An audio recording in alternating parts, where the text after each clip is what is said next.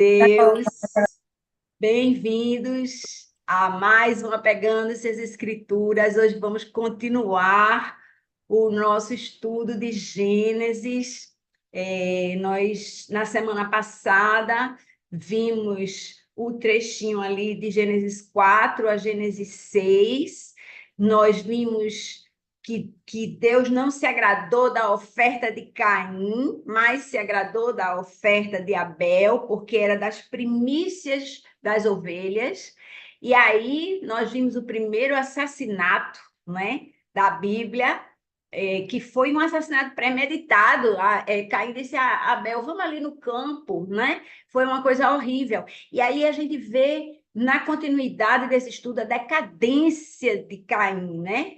E da família, como a coisa segue, né, de pai para filho. A gente discutiu aqui a importância do encaminhamento na família, né, dos pais, da orientação, da liderança. Então, ele não é um destino traçado, que a gente pode mudar tudo, né, com a ajuda do Senhor, mas a importância dessa influência. Então, nós vimos a descendência da serpente via Caim, e nós vimos a descendência da mulher via Sete, né? O terceiro filho de Adão e Eva. E aí nós vimos como, pouco a pouco, a humanidade, né, que foi criada por essa família aí, foi degradando. Então, nós vimos que Caim saiu da terra, né, dali da região do Éden. Ele já tinha sido expulso do Éden, mas ainda estava naquela região. Mas ele foi enviado para Nod, para outro lugar. Deus disse que ele ia ser peregrino, mas ele, em rebeldia, construiu uma cidade, colocou o nome do filho dele, o nome Enoque, para a gente vai ver que eles querem enaltecer o seu nome. Isso acontece muito com o homem, né? E aí a gente viu que mais tarde, né, mais para frente, algumas gerações para frente, um outro descendente de Caim, chamado Lameque, tomou duas esposas e aí estabeleceu a primeira poligamia citada na Bíblia, que não era o costume daqueles homens, né? E ele matou alguém, mas ele não somente matou alguém, lembra como Caim fez? Caim fez e se escondeu. Lameque fez e se gabou para as esposas, disse: matei alguém, matei porque ele me feriu, então eu matei. E aí a gente vê todo o desdobramento disso. Nós vimos que houve duas descendências diferentes, como eu falei, mas essas descendências se misturaram. E aí o que aconteceu foi que a parte má acabou corrompendo a parte boa, e no fim falamos que Deus se arrependeu de ter criado o homem. A gente já falou sobre isso aqui, vamos falar hoje de novo sobre o antropomorfismo. E aí nós vimos que agora, né, Deus decidiu que ele ia acabar com todo ser animal, né, vivo que ele tinha criado, e aí ele deu orientação a Noé para construir aquela arca. E terminamos no versículo 6, 22, o último versículo do capítulo 6, que diz: Noé fez tudo como Deus lhe tinha ordenado. É muito importante a gente se apegar a esses exemplos, e minha gente, porque parece a história dos outros, mas se liga, essa é a nossa história. Esses personagens somos cada um de nós, cada um com a sua atitude, cada um com as suas intenções, com as suas ideias do que é certo e do que é errado, tá? Começando o capítulo 7, hoje a gente vai dar uma puxadinha, vamos rapidinho. Se tiver uma dúvida, anota aí para a gente falar depois, tá? Pode botar pergunta depois, sem problema. Então, a palavra diz no capítulo 7, versículo 1: Então o Senhor disse a Noé: Entre na arca, você e toda a sua família, porque tenho visto que você é justo aos meus olhos entre as pessoas dessa geração. E eu quero dizer uma coisa a vocês, pode ter certeza: Deus não tem filhos preferidos. Ele não prefere o bispo, ele não prefere o pastor, ele não prefere a pessoa que faz caridade ali, aqui lá. Ele não tem filho preferido, ele está olhando o coração de cada um. O que é que ele quer de nós? Ele quer fé e ação. Foi isso que ele encontrou em Noé. Noé creu, numa época que não chovia na terra, ele creu que ia chover, e em cima disso ele agiu construindo uma arca, e enquanto pregava, a gente viu isso na vez anterior.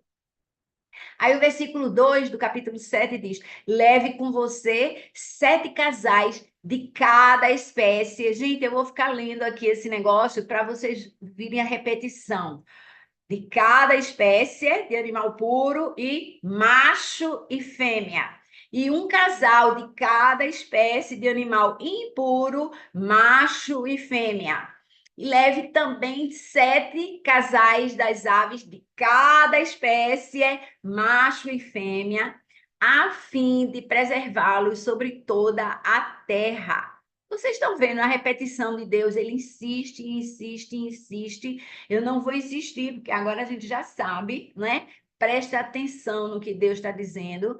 E aí ele anuncia: daqui a 7 dias farei chover sobre a terra 40 dias e 40 noites, e eliminarei da face da terra todos os seres vivos que fiz. Então, é muito importante a gente se ligar nessa coisa da repetição. Por que eu estou repetindo isso? Porque ao longo da Bíblia você vai encontrar esse recurso também, que Deus usa para chamar a nossa atenção. A gente lê a repetição, mas a gente se esquece. Não é uma coisa para você marcar, aquela coisa assim, bota isso aqui na porta da geladeira, tá? E aí o que aconteceu? Uma coisa que eu quero salientar para vocês, né? O versículo 5 diz: Noé fez tudo como o Senhor lhe tinha ordenado. De novo está escrito aqui. O que aconteceu? Ele entrou com a sua família e com aqueles animais na arca pela fé, minha gente, pela fé. Noé, ele tinha 600 anos de idade quando as águas do dilúvio vieram sobre a terra, diz o versículo 6. Guarda isso, porque a gente vai ver depois, lá na frente, que ele só sai da arca com 601 anos.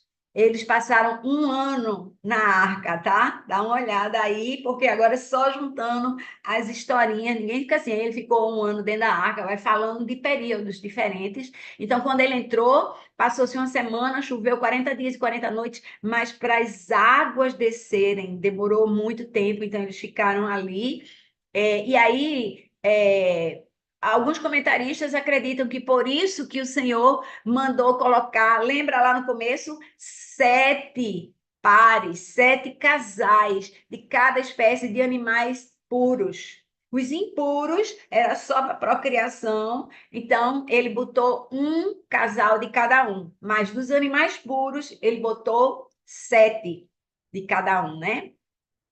De cada espécie dos puros. Continuando aqui, no versículo 9, diz que os animais vieram de 2 em 2, vieram a Noé. Noé não só sai catando cada animal que Deus criou sobre a face da terra, não. Eles vieram a Noé. Vocês estão notando o sobrenatural, porque a gente lê e parece um negócio trivial, né? Não é o seu cachorro que você chega em casa e ele vem na porta lhe receber. Eram animais, muitos deles selvagens. Tinha leão lá dentro, tinha elefante, tinha girafa. Eles vieram a Noé, macho e fêmea, e entraram na arca como Deus tinha ordenado a Noé. Deus tinha preparado, tinha dito a Noé como preparar o lugar deles, e eles entraram na arca por uma ação sobrenatural de Deus. Vocês veem como Deus, ele dá ordens para a gente e ele faz as coisas junto conosco. Eu amo ser cooperadora com Cristo. Você vai fazendo e ele também. Poxa, eu fiz a parte da arca, aí você pensa, essa é a parte difícil. A arca não ia adiantar nada se os animais não entrassem nela e não tinha como recolher todo esse elenco, né, de criaturas que Deus criou. Continuando aqui, vou dar uma puladinha aqui nessa coisa. Não, vou para o 10, eu vou ler. Passados 7 dias, as águas do dilúvio vieram sobre a terra. Isso aqui quer dizer que realmente esse grupo entrou ali, sem nada estar acontecendo, sem uma gota de chuva ali, e eu acredito que não tinha nem nuvem, nem ameaça de dilúvio, minha gente, porque vocês acreditam, senão o povo tinha entrado na arca, né? E tá, esse cara louco estava falando a respeito de dilúvio, e eu acho que vai acontecer mesmo, será? É melhor por via das dúvidas, deixa eu entrar aqui, né? A turma tem aquela história, né? A essa altura não é bom fazer inimizade com ninguém, mas note que ninguém entrou, só aqueles que estavam destinados à arca, né? Só eles entraram. E aí, o versículo 12 diz: choveu sobre a terra 40 dias e 40 noites. E agora eu queria tratar rapidamente a respeito do número 40. Esse número 40 é muito especial para Deus. Esse número 40 é um número que é associado com testes e com purificação, com santificação, né? Observe que 40 dias é o tempo que Moisés ficou no Monte Sinai. Está lá em Êxodo 24, lá na frente. Quem sabe a gente vê esse semestre ainda. 40 dias é o tempo que os vigias passaram espiando a terra de Canaã. 40 dias também. 40 anos foi o tempo que Israel passou no deserto comendo pó, porque não acreditou na promessa de Deus de que eles iriam vencer os gigantes da terra. 40 dias também é o tempo da tentação de Jesus, lembra? Lá no deserto, que lá na frente. Então, 40 é um número muito especial para Deus. Se você vê alguma coisa com 40, se você sonhar com 40, fica ligado aí que tem a ver com teste, tem a ver com purificação, tá? E aí, continuando, versículo 16, minha gente, então o Senhor o fechou, tá falando da porta da arca, por dentro. O Senhor fechou por dentro. O que que significa isso? Ninguém podia abrir ela pelo lado de fora, tá? E aí, a gente tem muita coisa aqui também para pensar nesse versículo. É uma frase só, Deus fechou a porta, foi. Lembra, Deus não deu a Noé o peso de deixar o povo de fora. Não, eu vou fechar aqui esse negócio, não. Entraram os Noé, a esposa, os filhos, as noras, entraram os animais e Deus fechou a porta. Deus, não foi Noé. Ele não disse assim, vocês agora vão ficar lá de fora. Não. Deus é ele quem decide quem vai e quem não vai. O nosso papel é o de Noé, pregar, pregar. Nós pregamos a palavra. Quem decide se a pessoa é salva ou não, não é você, não sou eu, é Deus, tá? E aí, um versículozinho de Apocalipse, aqui para gente, né? Apocalipse 3, 7. Ele é o que abre e ninguém fecha, que fecha e ninguém abre, né? A gente tem que se lembrar disso e tem que correr para dentro da arca antes que a porta feche, tá? Avisa aí aos navegantes que andam com você, perto de você. Aí, os versículos 17 a 24 tem a descrição do dilúvio, que o dilúvio passou 40 dias, que as águas se amontoaram até 15 côvados acima das montanhas. Eu achei tão estranho que não havia uma tradução, né, do termo côvado. Eu fui procurar. Nossa, é a distância de um cotovelo de um homem, do cotovelo aos dedos. Só que eu acho que as pessoas estão medindo homens diferentes, maiores e menores. Então tem uma medida para lá, uma medida para cá de côvado. Não achei nada, por isso deixei no original côvados mesmo. Aí, e aí, os versículos 21 a 24 tem o desfecho, o resultado disso, né? Versículo 23 diz: todos os seres vivos foram eliminados da face da terra, tanto as pessoas como os animais de rebanho, os animais rastejantes e as aves do céu foram eliminados da terra. Só restaram Noé e aqueles com quem ele estava na arca. Bom, a gente não precisa repetir que a vontade de Deus ela vai prevalecer. Ela vai prevalecer. Não importa o que a gente acha, se a gente gosta, se a gente não gosta, ela vai prevalecer. O bom é que a vontade dele é boa, perfeita e agradável. Então a gente precisa aprender a se alinhar com isso. Então, vamos passar agora para o capítulo 8. Muita coisa para cobrir aqui, né? As águas, nesse período aí, coberto pelo capítulo 8, elas escoam e finalmente Noé vai sair da arca. Mas lembra, ele vai passar um ano lá dentro, né? Passou esses 7 dias, mais 40 do dilúvio, mas ele ainda vai passar muitos meses lá dentro, né? Mas aí eu queria resgatar 8:1, porque, mais uma vez, a gente vai ver uma figura que a gente viu na semana passada. Diz o texto: então Deus lembrou-se de Noé e de todos os animais selvagens, etc. Lembra? Deus não tinha se esquecido de Noé para se lembrar de Noé, né? Um jeito de falar. Na semana passada nós vimos um exemplo de um recurso, né, chamado antropopatismo, quando a gente falou de que Deus se arrependeu de ter feito o homem. E aí o pastorzão chegou aí com um help, ainda botou o outro termo, que é antropomorfismo, que é a representação de Deus usando características humanas.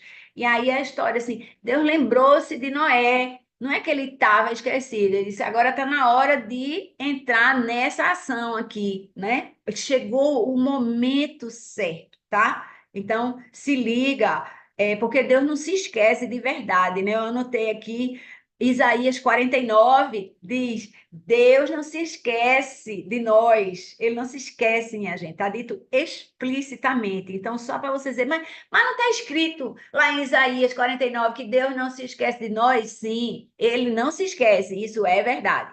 E esse que está aqui no 8:1, né? Deus lembrou-se de Noé, não significa que ele tinha se esquecido dele, não, tá? Então, se liga nesse tipo de recurso, que muitas vezes é usado em outros lugares também na Bíblia. Eu achei oportuno a gente reforçar aqui. E aí as águas vão baixando, e aí o versículo 4 diz que no 17º dia do 7º mês, a arca repousou nas montanhas de Ararat. Isso é um lugar conhecido ainda hoje, não que tenha se achado a arca, tá? Mas as montanhas de Ararat, elas estão no leste da Turquia, bem na vizinhança ali entre Irã e Armênia. O mapa faz assim meio um buraquinho, daqui para cima é Armênia, daqui para baixo é Irã, e as montanhas de Ararat, elas estão mais ou menos aqui assim, né? Mais dentro da Turquia, tá? E assim, eu acho impressionante como Deus revelou tudo isso, né? Para Moisés estar. Moisés não estava lá, vocês estão ligados? Moisés não estava lá, minha gente. E eu duvido que Noé e os filhos dele soubessem que aquilo ali era a montanha que ia se chamar Ararat ou qualquer coisa assim.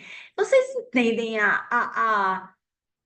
o desejo de Deus de nos contar como as coisas aconteceram de verdade. E aí, quando você vai olhar os comentários, mil histórias de como diferentes povos, em diferentes terras, têm noções do sobrenatural, sobre o início da terra, que de alguma forma parece com essa aqui, só que a gente tem a ficha real, né? A ficha verdadeira do autor de todas as coisas. Vamos para frente e a gente passa ali dos versículos 5 a 12, com aquela história de Noé solta um corvo, o corvo fica dando volta e não volta para a arca, né? É a imaginação aí também, comentário, mas também sem fundamento bíblico. É que o corvo, lembra, ele é um animal impuro, ele estaria lá comendo da carniça daqueles corpos, né? Mortos que estavam ali metidos na água, fica boiando ali e eles lá comendo isso, né? Então, o corvo não voltou. Mas depois Noé enviou uma pomba. E a pomba, que não tinha onde pousar, voltou. E agora veja a sabedoria que Deus deu a Noé. Ei, você não vai investigar se a água baixou botando o pé ou medindo com a vara, jogando uma âncora, não. Bota aí uma pombinha. Mandou a primeira vez, a pomba voltou, não teve onde pousar. 7 dias depois, Noé mandou novamente a pomba voltou com a folhinha de oliveira no bico, ou seja, as plantas estavam começando a germinar, mas a coisa ainda não estava perfeita. E aí passaram-se mais 7 dias, Noé de novo soltou a pomba e a pomba não voltou mais. Mas aí, vê, Noé saiu da arca? Noé não saiu da arca, minha gente. Noé ficou esperando que Deus desse a ordem para ele sair, tá? Então, é muito importante que a gente entenda isso. Eu não vou entrar aqui nos detalhes de como isso é calculado, mas a estimativa é que Noé, a família dele, com os animais, ficaram ali dentro da arca por aproximadamente um ano. Aproximadamente um ano. E aí, só mais para frente, é que Deus, versículos, veja, 15 a 17, Deus ordena Noé a sair da arca com os animais e repopular a terra. Vocês entendem? Noé usou aquele recurso da pomba, e todo mundo, e aí depois a pomba não voltou mais e ele pôde sair. Ele podia ter saído da cabeça dele, mas ele não saiu. Ele esperou a orientação de Deus, porque ele estava num grande projeto. Vocês entendem? Eu tenho um grande projeto, eu não posso parar aqui, eu não posso ficar fazendo a minha vontade. Eu acho que está na hora de abrir e soltar esses bichos aqui tudinho. Ele esperou e Deus ordenou, né, que isso acontecesse. Só que Deus disse, não só disse saia, mas ele disse o que eles deveriam fazer ao sair. Versículo 16, o 15 diz: Então disse Deus a Noé: Saia da arca, você e sua mulher e seus filhos e as mulheres deles. Façam também que saiam todos os seres vivos que estão com vocês, as aves, os animais de rebanho e todos os animais que rastejam sobre a terra. Façam-os sair, preste atenção, para que sejam abundantes sobre a terra, que sejam férteis e se multipliquem. Já ouviram isso? Sim, já ouvimos isso antes. Essa ordem era para quem? Adão e Eva. Adão e Eva lá no começo, minha gente. Se liga. Porque Deus tem um plano e se ele não fizer com você, ele vai fazer com outra pessoa. Deus vai fazer e é a oportunidade sua fazer aquilo que ele quer fazer através de você, ser cooperador com ele. Não perca a sua oportunidade. E aí Noé saiu e aí ele fez uma coisa fantástica, que a gente tem que lembrar de fazer. A gente vai para lá, vai para cá, faz cursilho, depois faz festa, maravilha, foi tudo jóia. O que é que Noé fez? Ele construiu um altar dedicado ao Senhor e tomando animais de rebanho e aves, o quê? Puros, esses serviam para ofertas, ofereceu um holocausto sobre o altar adorando ao Senhor, depois de ter passado, né, um ano ali dentro daqueles animais, eu acho que pelo poder de Deus não eram nem fedorentos, nem barulhentos, nem nada, mas ele ofereceu sacrifício ao Senhor. E aí o versículo 21 já vem com outro antropomorfismo, dá uma olhada. 21, o Senhor sentiu o aroma agradável. Gente, você acha que Deus se importa com mais um aroma de oferta do coração?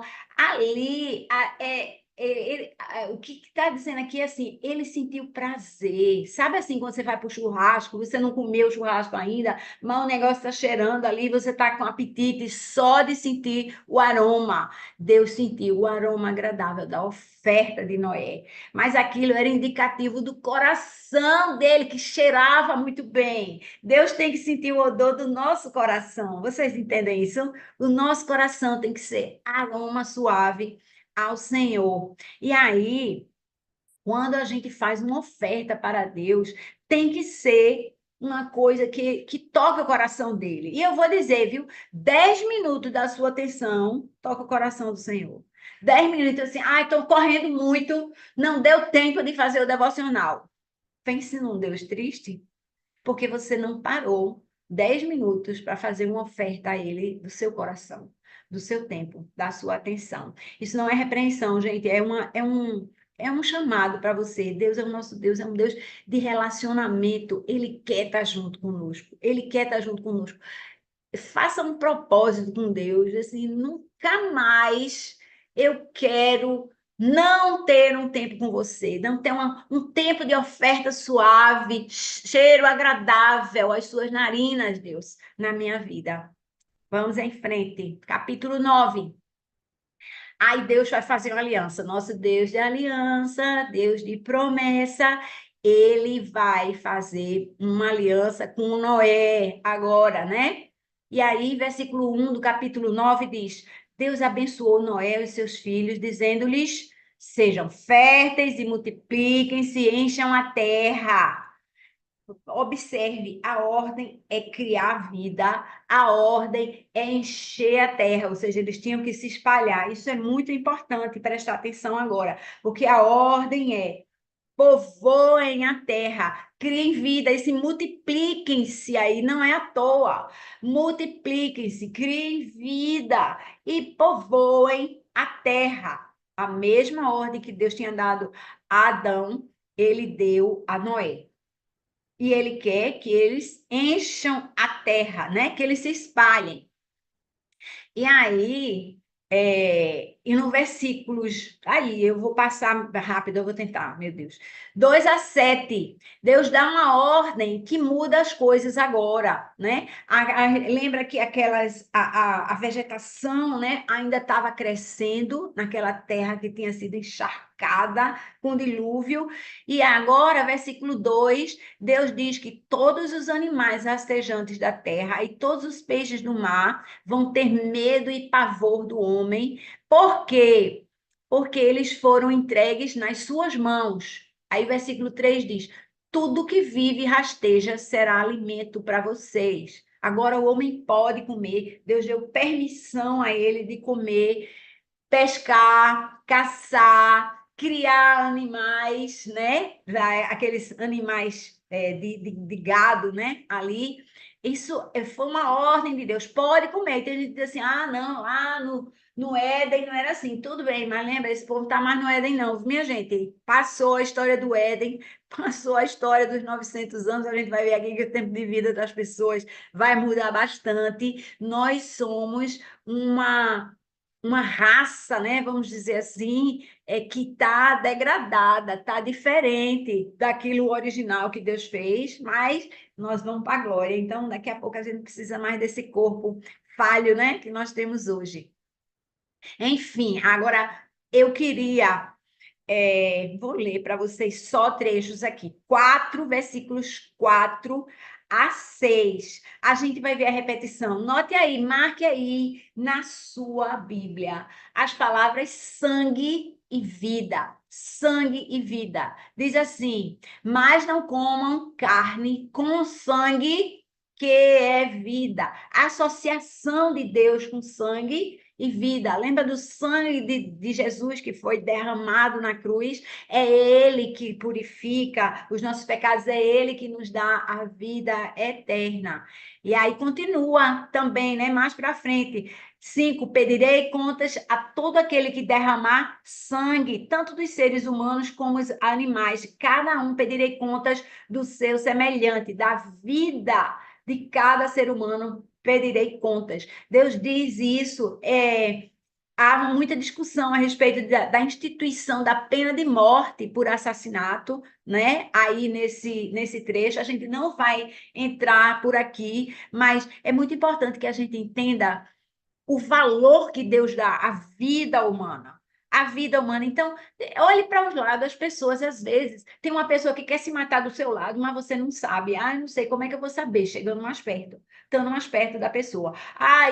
Mas aí, se a pessoa não quer se matar, não é todo mundo assim. Não, não é não, mas vida não é só respirar. Vida não é só respirar. Vida é andar com Deus. Então, vamos levar vida às pessoas porque vida é importante. Leva sangue de Cristo para a vida das pessoas, minha gente. Olha aí, mais para frente, versículo 6, tem 2 vezes a palavra sangue. Quem derramar sangue no ser humano, pelo ser humano, seu sangue será derramado. Tudo a ver com vida, tá? E aí, de novo, versículo 7, né? Quanto a vocês, é o quê? Sejam férteis e multipliquem-se, espalhem-se pela terra. E por que eu estou enfatizando isso? Kátia já leu. Por que isso é ênfase? Porque agora Deus está fazendo uma aliança com o homem. Ele disse assim: olha, eu fiz esse negócio aqui, destruiu, mas agora eu vou passar limpo tudo com vocês. Vocês são meus parceiros, agora estou contando com vocês para irem, agora não como peregrinos, se lembra que Caim era peregrino, mas aqui não, a ordem é multipliquem-se e povoem a terra. Isso aconteceu? Não, Deus fez uma aliança aqui, todo mundo sabe, aqui esse trecho 8 a 17, a gente não vai falar muito a respeito da aliança assinada com o arco-íris, né? E aí, Deus manda fazer isso, mas agora a gente chega já no fim desse capítulo 9, a gente vê a genealogia dos filhos de Noé, né? Noé teve 3 filhos, teve Sem, Jafé e Cã. E Cã foi o pai de Canaã, aquela região, né? O povo daquela terra ali que onde hoje vive está Jerusalém, né?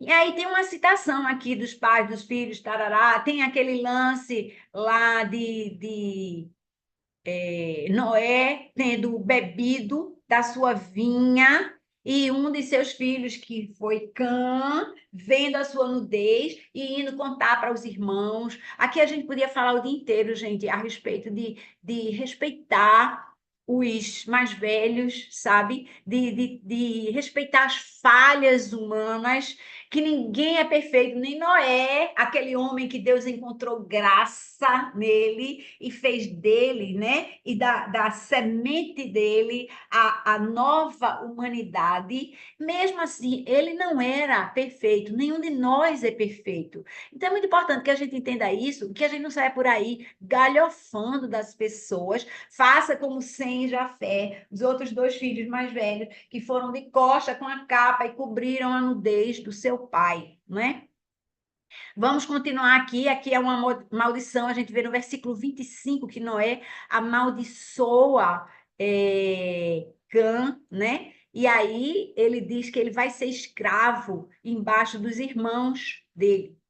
E isso é alguma coisa para a gente estar se preocupando. Assim, às vezes tem pessoas que têm favor e tem pessoas que não têm favor. Mas eu vou lhe dizer, se você anda com Deus, você vai ter favor todo o tempo. Isso não quer dizer que você não vai ter alguma coisa ruim. Ele diz: nesse mundo tereis aflições, mas tende bom ânimo, eu venci o mundo. Então, você quer o favor de Deus, ande com ele, né? Não é assim, eu também quero, que justiça o outro tem, eu não tenho, né? Feito Caim ali. Não, não, não é desse jeito.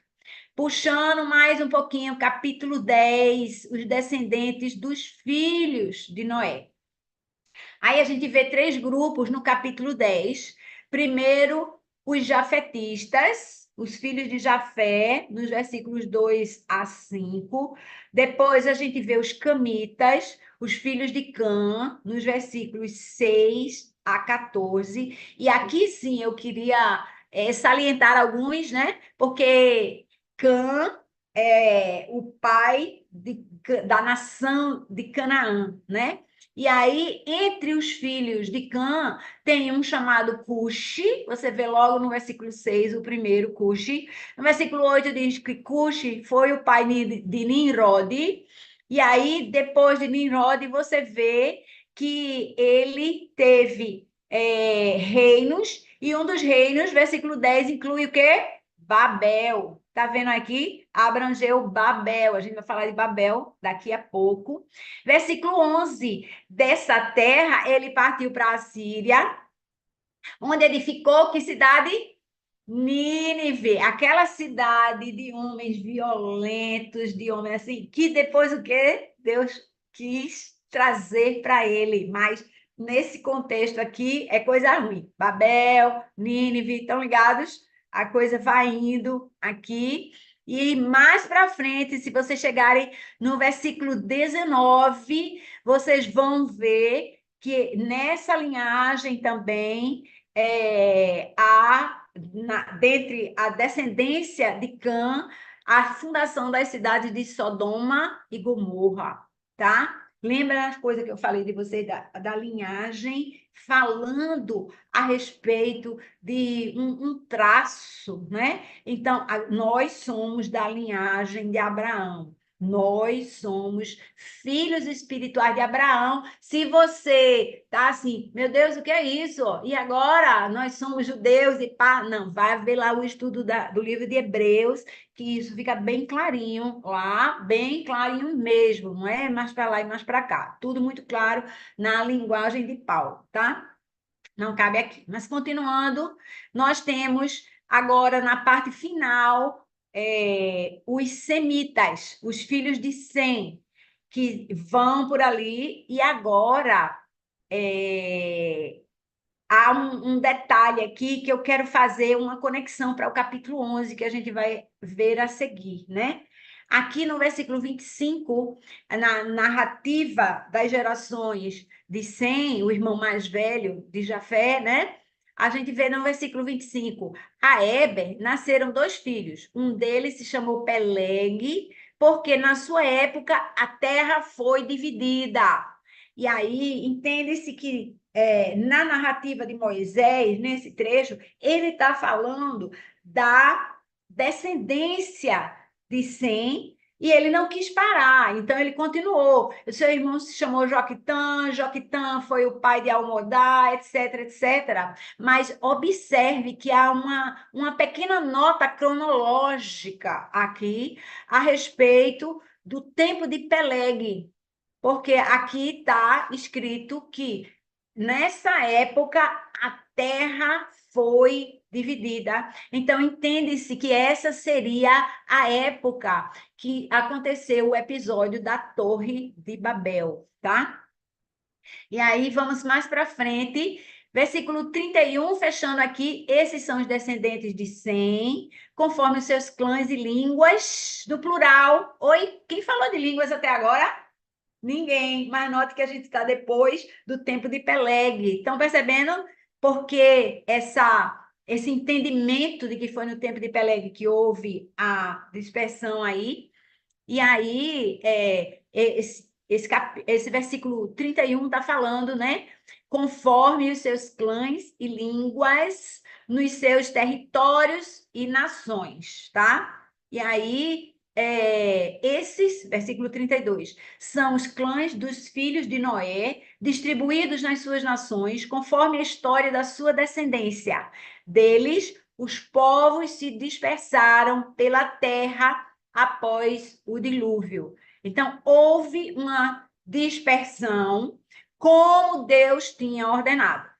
No entanto, ninguém tinha falado de outras línguas, porque estava todo mundo na mesma língua. Lembra que todo mundo aqui é descendente de Noé. Eles falavam a mesma língua. Mas agora a gente está falando, né, como a gente viu no versículo 25, a respeito de línguas aí, né? Aí, não foi no 25 que se falou de línguas, foi no 31, tá?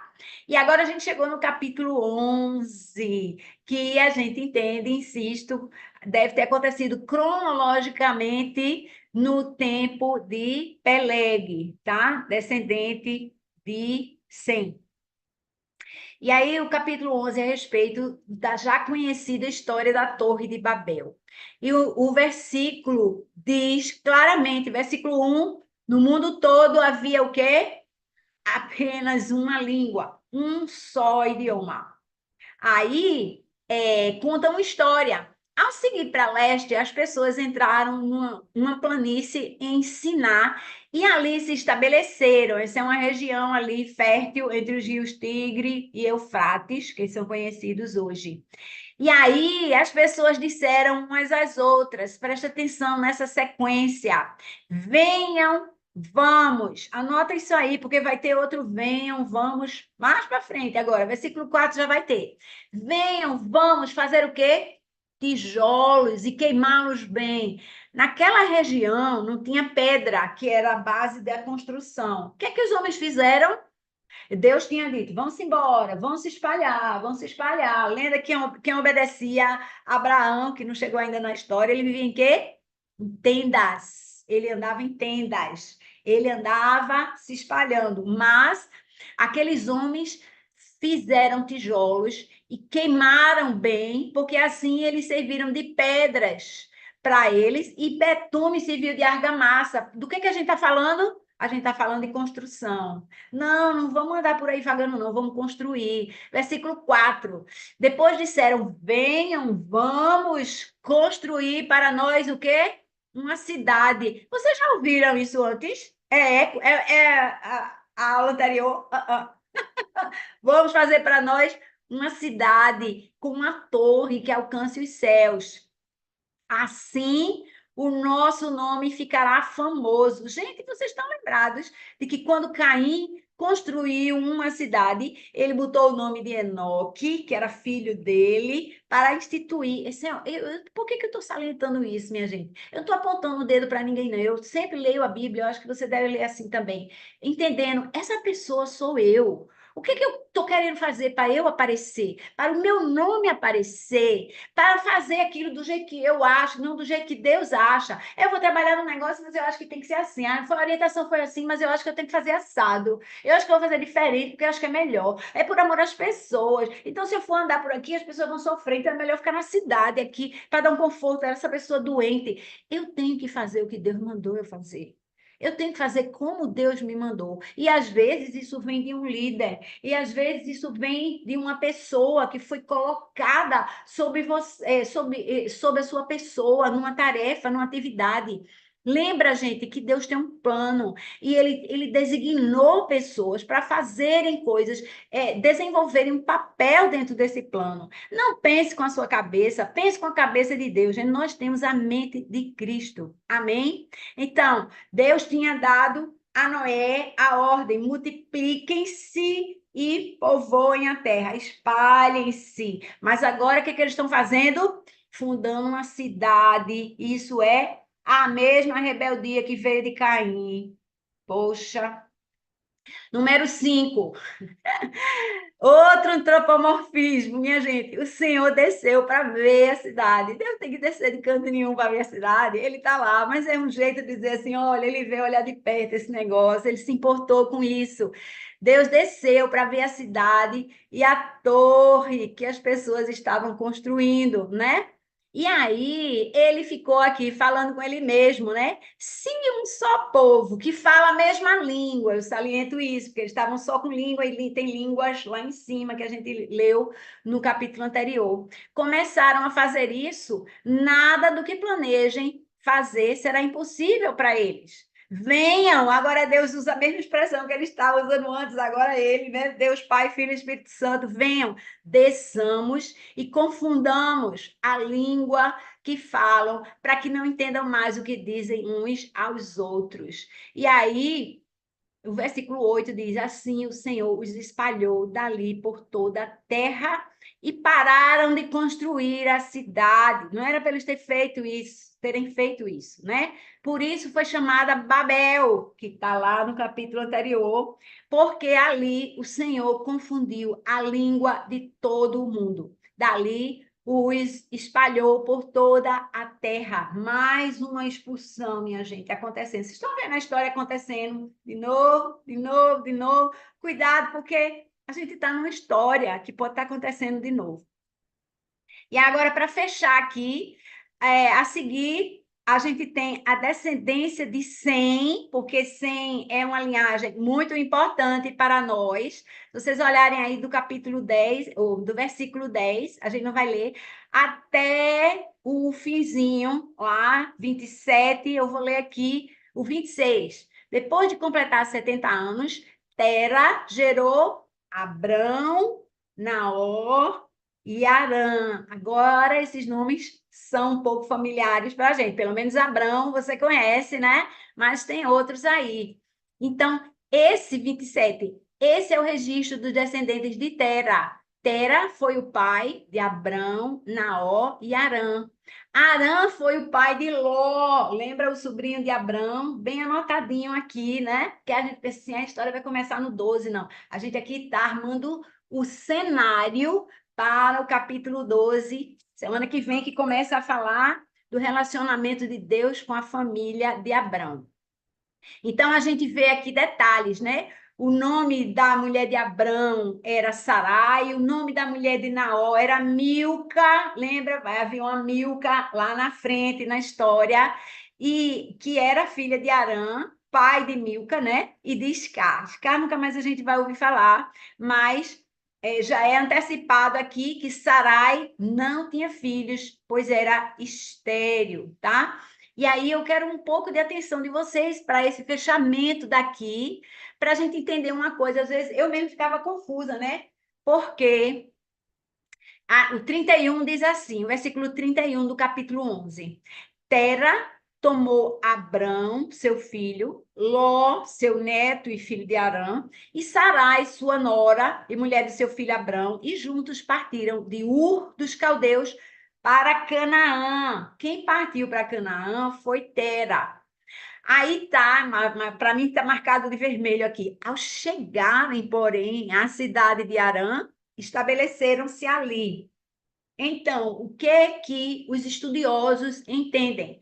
Que aqui não é citado explicitamente, mas os estudiosos entendem que aquela história que a gente vai ver no capítulo 12 de Deus falar com Abraão e fazer um chamado, sai da tua terra, ó filho meu, e vai para uma terra que eu vou te mostrar. Aconteceu num tempo em que o pai de Abraão, Tera, ainda era o patriarca.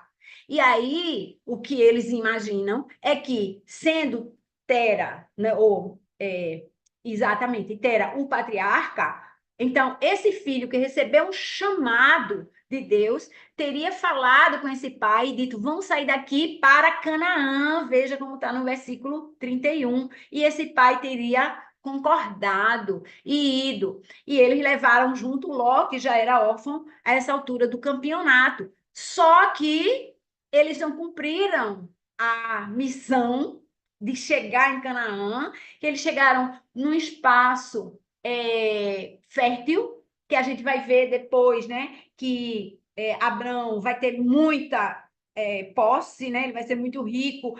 A gente sabe que Ló também vai ser muito rico e tal. Então, eles ficaram ali por um tempo. E aí você vai ver que mais tarde, quando a gente fala no capítulo 12, você vai ver que Abrão ele vai partir da terra de Arã. Ele não vai partir de Ur dos Caldeus, porque ele já tinha partido antes com o pai, mas eles tinham ficado ali um tempo, tá? Então, só para dar esse chutezinho aqui, porque vamos chegar no capítulo 12, prontos para iniciar a história dos patriarcas da nação de Israel. Amém? Vamos embora, minha gente. Agora é com vocês. Cadê os comentários, as perguntas, os questionamentos?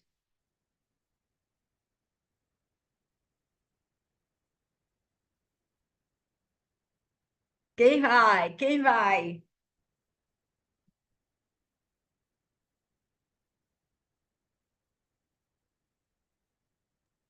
Todo mundo nas anotações, foi muita coisa. Ah, Ai, Kátia, deixa eu perguntar uma coisa. Eu não me lembro lá atrás aonde é que Deus deu a explicação dos animais puros e impuros. Tu vai pode vir só lembrar? na lei. É engraçado. Hã? Ele vai para a gente, no texto, Ah, vai vir na lei quais são os puros e os impuros. Ele vai definir lá na frente a história do pezinho, é porque isso até está mais na agora. frente, né? Agora só por enquanto. Isso também. Porque eu achei tão interessante, porque aí ele botou 7 casais puros e um casal de impuro. Eu digo, É. gente, e por que isso? E aí a determinação da proibição de comer o sangue, né? Então você Uhum. não podia comer o animal cru. Você Isso. tinha que E isso tem a fazer ver alguma com os coisa. fatos de não só cru, né? Mas como eles são mortos. Ele não pode ser morto por estrangulamento, ele É não com pode. Você não pode sofrimento. comer um bicho, um animal que você acha morto. Não, eles têm um processo. E aí. Aqui não tem muito isso, né? Nos Estados Unidos tem uma comida chamada kosher. Você vai no Isso, supermercado e tem uma comida kosher. É uma delícia. Você pega uma carne delícia. kosher. Por quê? Porque eles tiram todo o sangue. Então, o animal, ele normalmente é degolado e aquele animal ele é pendurado e todo o sangue sai da Dela. carne do animal e aí eles podem comer ali. E aí a ideia, né, que eu quero salientar para vocês, porque às vezes você lê a palavra sangue, mas você deve entender a palavra vida, né? Muito Uhum. importante essa significação para Deus. Mas é isso mesmo, Tânia. Até agora não Até... apareceu explicitamente, não, mas eles tinham lá seus passos, Era, né? eu fiquei ali, da onde foi que tinha dito e eu não me lembrava, mas aí é porque não foi dito ainda, né? Aham. Os judeus passam no frigorífico, a gente tem frigorífico, e eles, durante o mês que eles passam lá, os animais ficam pendurados mais tempo, tem que mudar o jeito da matança para ficar mais tempo pendurado e morrer na degola. É muito interessante, eles mudam mesmo, né? Porque eles morrem com. Mas vamos lá. E Obrigado, vai. foi Valeu. Foi ótimo você ter falado isso. um- Vem, povo, tanta coisa, meu Deus, o cenário todinho para a história dos patriarcas. Kátia, eu queria falar, assim, mas não é dúvida. Eu queria só, Vem. queria falar, assim, mas que me chamou a atenção, né, dos detalhes, assim, aqui. A questão da gente reforçar isso, né, que não foi Noé que saiu catando, assim, eu vou chamar a girafa agora, o elefante, o leão, cadê? Cadê o cachorro? Cadê o gato? Né? Deus trouxe até eles, os animais vieram até eles. Então, assim, essa coisa do descansar, porque quando Deus chama você, quando Deus dá uma missão para você, ele providencia todos os recursos para que essa missão seja feita. A gente não precisa, né, fazer mais do que nos é pedido, mas principalmente a gente precisa confiar e obedecer como Noé, assim. Meu Deus, várias passagens desse diz assim, e Noé fez tudo como o Senhor ordenou. E Noé fez tudo como o Senhor ordenou. E Noé fez tudo, né? E fica assim, poxa, será que eu tenho feito? Ana, você tem feito tudo que o Senhor ordena, né? Assim, essa mensagem que fica para mim. E outro ponto foi quando você falou assim, e então Deus lembrou-se de Noé. Eu achei isso linda a sua explicação, porque não é só um lembrar, porque Deus botou o homem lá na arca e Deus estava esquecido, Deus estava fazendo um lanchinho, esqueceu. Mas não foi nesse sentido, né? Deus sempre esteve presente, mas o lembrar aqui no sentido de que, olha, chegou a tua hora, né? Chegou a tua hora, chegou a hora, né? Então, isso para mim também foi muito relevante aqui, isso, sabe? Que Deus possa olhar aqui para cada um dessa sala e dizer, e você pensar assim, então Deus lembrou-se de mim, então Deus lembrou-se de mim, né? Para esse tempo. Era isso. Passa. Larissa, fala aí, ó, ao microfone. Eu sou fã de Gênesis. Bom dia, gente. Eu sou fã de Gênesis. E principalmente nesses primeiros, porque eu acho que ele dá essa trajetória praticamente toda, né, do plano de Deus, assim, sabe? Eu realmente sou fã. E me chamou a atenção hoje, principalmente a questão das descendências, né? De Cã, Sem e Jafé. Quer dizer, como é importante a gente entender de onde somos, né? E para aquele povo que foi apresentado, entender essa origem. Na realidade, é a nossa origem. Eu acho que isso é que é muito oportuno, a gente entender de onde a gente veio e o que é que Deus espera de nós, né?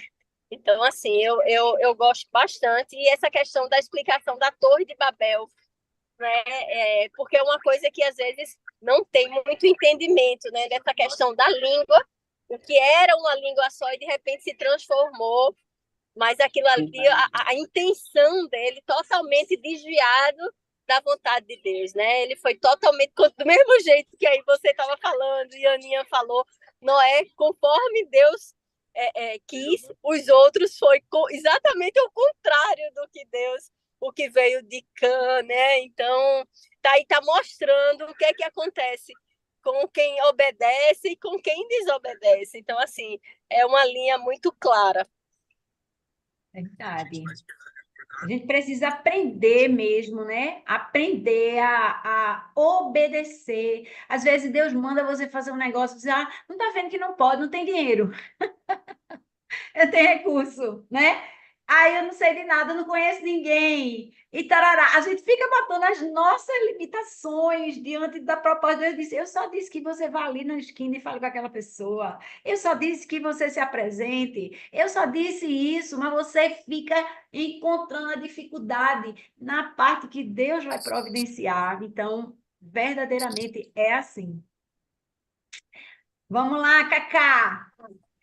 Oi, Eita, estamos aqui em família, aí alguém viu? tem que desligar o mic, alguém aí na tua Daqui, sala. por favor. Pronto, desligou. A gente está assistindo em família, Kátia, na Maravilha, é televisão. uma bênção, Não, isso é é uma só bênção. assim, uma reflexão pela questão de, apesar de toda a misericórdia, todo o amor de Deus, novamente a humanidade rebeldia. Rebeldia. Rebeldia, né? Veja, Deus extinguiu, né, a humanidade e aí a autossuficiência humana se rebela mais uma vez, numa segunda chance da gente ter uma vida boa, uma vida que Deus projetou para cada um de nós, né? Então, assim, marcou bastante essa parte dessa rebeldia nossa, né? Nossa, que a gente está no mesmo barco. Eu acho que é É muito isso. importante isso, né? Salientar a repetição. Foi aqui, foi ali, foi acolá. Então a gente vai, não vou fazer isso, né? Não vou. Muito bom. Muito bom. Parabéns por estar vendo tudo em família aí. Muito Era bom. maravilha. Só mais uma coisinha. Eita, desculpa, passei na Eita, frente de vocês, mas é deixa só só um. a Ana falar. Tá bom, era um Não, complemento é ao que ela porque falou. eu ia. Ah, tá. Eu ia Ao complementar que também você um falou, pouco. Ana Cristina, quando você disse obedecer, obedeça, e você verá o sobrenatural de Deus. É a ligação da gente assistir escrito o sobrenatural de Deus acontecendo. E foi bem, bem conectado, porque ele obedeceu, Noé obedeceu, e ele viu.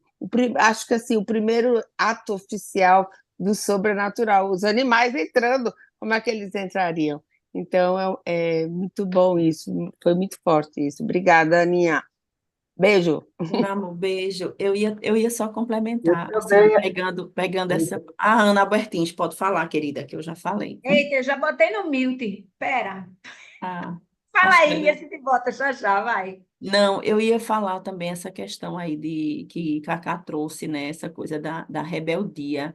Você vê, eu estava vendo essa história de Torre de Babel e eu sei que o estudo é focado aqui, mas me remeteu àquela história lá de Moisés, né? Quando ele sobe o monte e quando ele volta, o povo está construindo um bezerro. Então, assim, é essa questão que Cacá falou, essa questão da rebeldia que sempre te segue, sempre marca a história, mas também a marca da misericórdia de Deus, né? A marca de um Deus que sempre está disposto a perdoar esse povo. A rebeldia vem, o povo, essa coisa aí. Perfeito, perfeito, é isso aí. Agora vamos lá, Ana Bertins. Não, assim, o que me impactou também foi a questão dos animais, né? O sobrenatural de Deus, né? Porque como é que ele poderia, né? E assim, a sua fala, né, de Deus, às vezes, né, é a questão da obediência, né? E quantas vezes a gente quer fazer do nosso jeito? A Torre de Babel, ó, o nome, né? Que rebeldia, autossuficiência, como foi dito, né? Mas o que me impactou, assim, que eu nem. Foi a questão do sobrenatural desde o início, né? Assim, bem, né? Que Noé foi conduzido o tempo todo por Deus, né? É, a gente está com o coração aberto para escutar, né? O direcionamento do Senhor. Veio assim no meu coração. Amém. A palavra de ordem, né? A palavra do dia, obediência, né? Vamos dizer não à rebeldia. Glória a Deus. Chegamos 9 horas. Pastorzão querido, cadê você? Entre aí conosco.